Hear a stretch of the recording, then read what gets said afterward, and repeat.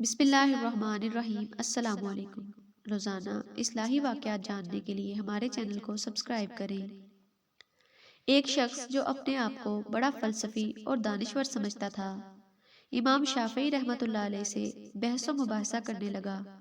کہنے لگا، امام صاحب، اگر شیطان کو اللہ تعالیٰ نے آگ سے پیدا کیا ہے تو پھر جب اسے آگ میں ڈالیں گے تو اسے کیسے تکلیف ہوگی، جبکہ اس کا خمیر ہی آگ سے ہے؟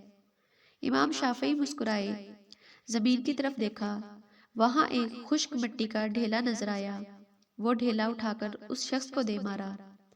اس شخص کے چہرے پر غیظ و غضب کی علامات ظاہر ہوئیں۔ امام شافعی رحمۃ اللہ علیہ نے نہایت اطمینان اور پیار سے کہا، لگتا ہے تمہیں میرے ڈھیلا مارنے سے تکلیف ہوئی ہے۔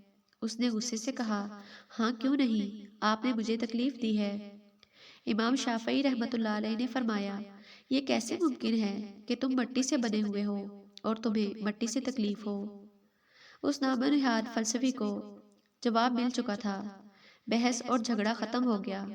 اس کو معلوم ہو گیا کہ شیطان آگ سے پیدا ہوا ہے اور اسے اللہ تعالیٰ آگ ہی سے عذاب دیں گے۔